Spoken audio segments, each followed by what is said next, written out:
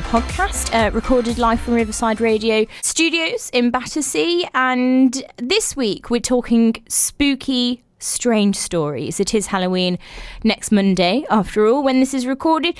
And I felt like doing a little bit of a Halloweeny special, something a bit odd. I've come across some weird stories that I was gabbing to you about earlier, and I've got a couple more just before we end the show this evening. I've had another little browse, not a full in-depth look though. I like to react as I go along and as I read them. Sometimes it has appalling consequences. The last story that I read made me feel quite unwell. So, our first story for part 2 of the evening. I have been struck by lightning. Another one, struck by lightning, goodness me. Bitten by a copper-headed snake, burned in a house fire, broken 6 ribs, lost most of my left lung and dislocated my eyeball, all in the same year. Did you not have anything else to do? Did you have no other plans? Did you not have anything else to do? Were you bored? I think it's the struck by lightning and bitten by the snake that's quite odd. Everything else sounds like it could have probably been in the same accident, but that doesn't sound like a very nice accident. Sorry to that man. Next one. My father had a heart attack many years ago, and I showed up to the hospital at 3 a.m. Given the time and the fact that he was in ICU, I initially wasn't allowed in. However, I was finally let in by a nurse who calmed me down and allowed me to see my father. He was so kind to our family throughout my dad's hospital stay.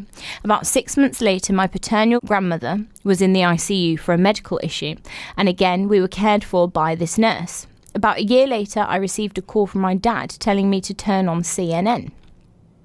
Turns out the nurse was Charles Cullen, who famously confessed to murdering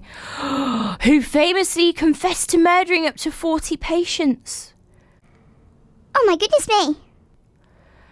I'm going to need to do some more Googling of that later, or any other internet search engines that you might want to use. That is... can you imagine that? God, your father or grandmother could have been... Oh dear. Right, on to the next one. I'm not sure if it's coincidental or not. We'll see about that. But celebrities die after getting their pictures taken with me. First, it was Storm Thorgerson. I don't know who that is. I met him at an art gallery in Chicago and got my picture taken with him. 9 months later, he died. Then it was Carrie Fisher. I met her at Chicago Comic-Con and got a photo with her. 6 months later, dead. I think these are just coincidences. 9 months later and 6 months later. If it happened within the hour or a week later, then sure, but that's nothing. It's just, they have their pictures taken with people all the time, I'm sure. But Carrie Fisher has her picture taken, or had, every day. It's a coincidence, babes. On to the next one. Hopefully prove better. When I was around 8, my dog followed my dad to wait with me for my school bus. While they were waiting, my dad saw Fluffy get hit by a truck. So he took him and buried him. We then went out of town for the weekend, but on Sunday evening when we got home, Fluffy was standing on our porch. Dad couldn't believe it and told us, I buried him on Friday. It turned out that Fluffy had just been knocked out cold. So he rose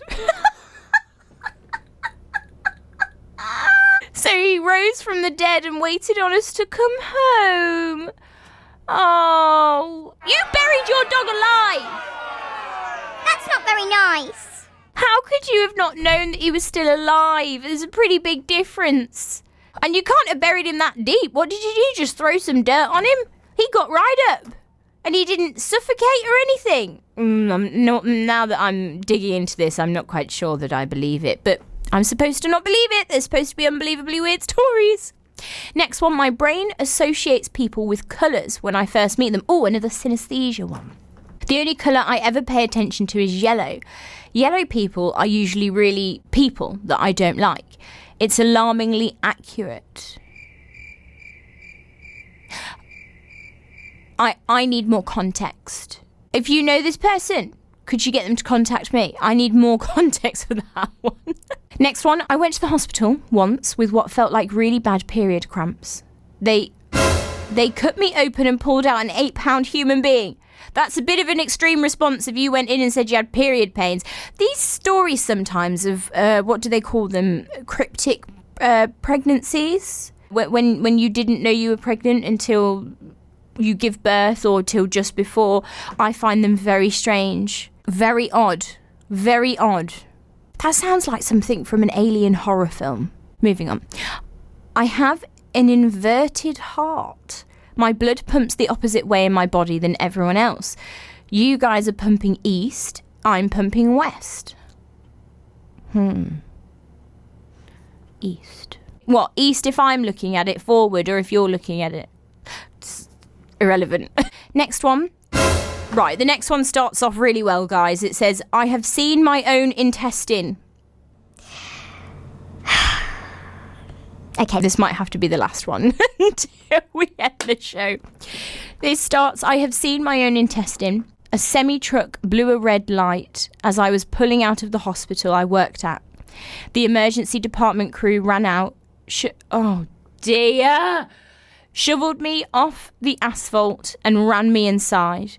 If it had been anyone else, I'd have bled out before an ambulance arrived. It broke my left everything, including 10 ribs, many of which wound up in my lung, one of which is still unaccounted for. You've lost a rib? There are things you lose in life. You lose your phone, you lose your keys, your wallet, you lose a boyfriend. You don't lose your ribs.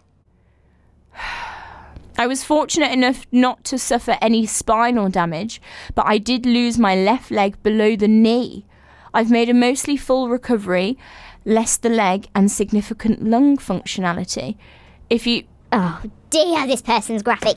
If you think of how a grape splits open when you squeeze it too hard, you'll have the right idea. I didn't need to think about that. It was already detailed enough before you gave me the grape analogy. That is Horrific! but a great topic to end on. That is unfortunate. Pleased for you that you made a mostly full recovery. I mean, this is intense, but I think it's the best place for us to end on for the evening. Thank you very much for joining me this eve at the Weird Penny Podcast. If you would like to follow me on the socials, because apparently I'm popular now on TikTok. Is the lamest thing to say that you are popular, but look, I'm just telling you what's happening. At Weird Pony Podcast, TikTok, Instagram, Twitter, blah blah blah. Watch us on the YouTube channel if you'd like to see my weird face, and have a lovely rest of your week, and I'll see you next week. Bye, night, mum.